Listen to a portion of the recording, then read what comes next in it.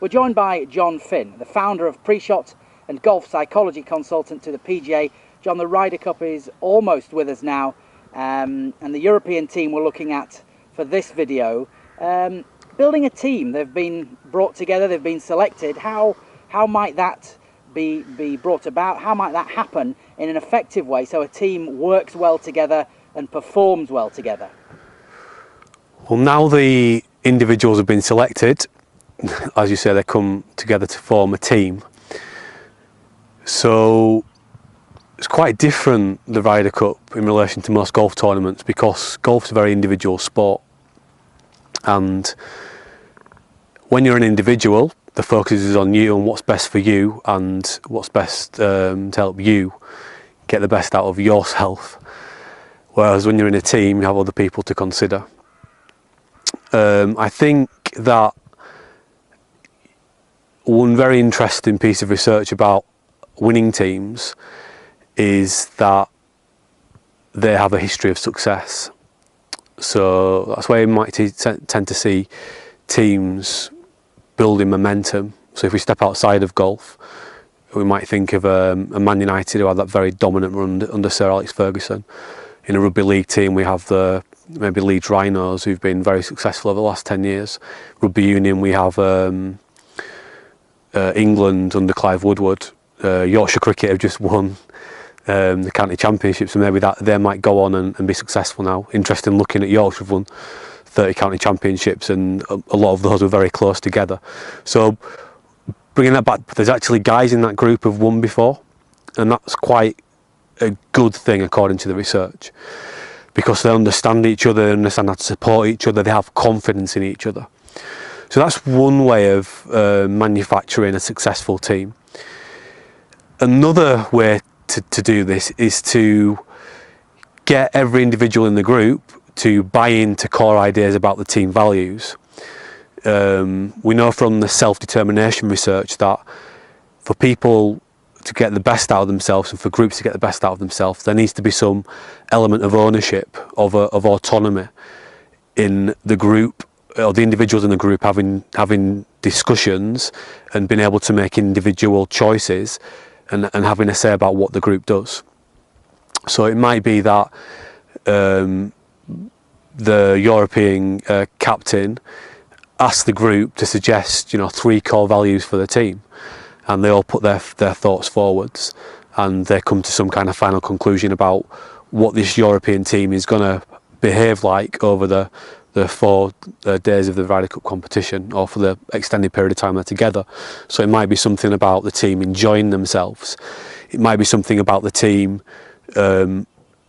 everyone's got a performance role on the day of any competition, whether they're playing or not. Because if you're not playing, you're supporting your teammates to the best of your ability. It might be that there's no negativity in the team, and that we only talk about the helpful things. So it's very much kind of like corporate culture ideas, but the European team need to generate that, and it's no good the senior leaders just saying what they think. Everyone in that team needs to have a say. So I think, from my perspective, 2 ways to get the team really working well. One has been kind of done for them already, because they've got some guys in that group who've performed well together and had a history of success together. And then the other one is to actually get every individual in the group to buy into a team mentality, a team culture, if you like, where they have a say about what's going to happen. It's not dictated to them. Well, Jon, picking out 2 people in particular from the European team, both wildcard selections, both with Ryder Cup form on the board, as it were, Ian Poulter and Lee Westwood. They've been involved in winning European teams before. They've each chosen a different way of preparing. Ian Poulter's going to stay at home, he's quoted as saying.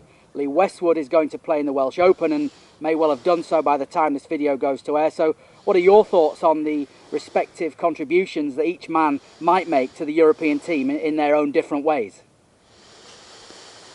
Well, I think if you look at their track record of Ryder Cup success, then they're exceptional performers, which is Westwood justifying his pick as a wild card, I guess, in that regard. I think that going backwards from the idea that they're going to that there's an expectation they'll perform well. They've both selected different ways to prepare. They're both in different form at the moment. It'd be hard to criticise their preparation because they've been there and done it before, and they obviously have a good understanding of what they need to do in a Ryder Cup to win their individual and their team matches. So I think that we have to look at the individual, where their form is currently at, and what they think they need to do in order to turn up at Gleneagles and perform to the best of their potential. We know that Poulter is based in America, and we have to imagine that he understands how to engage in high quality practice at home, which is quite unique for many golfers, because a lot of golfers don't understand how to practice very well. So I imagine that Poulter does, because he's been confident enough to say that I'm going to work by myself, essentially. And I think that word confidence is very important here as well. He doesn't want to go, he said, into a Welsh Open where the weather might be bad, where he might get some unfortunate lies and some unfortunate situations which actually knocks his confidence going into the Ryder Cup, because he's almost suggesting that there might be a lot of uncontrollable features at the Welsh Open. Whereas I think for Westwood, he's probably just keener to get some competitive golf under his belt and just to maybe build a bit of confidence in his game, so that he goes into the Ryder Cup for real in his mind as mentally prepared as possible. So I think that we can read into both their preparations as being very psychological, and we can read into their ability to perform in the Ryder Cup as being very psychological as well. And it brings back that interesting idea of what the Ryder Cup can bring out in certain golfers, because they're not traditionally, well, neither of them have won a major championship, but actually they're some of the best Ryder Cup players ever.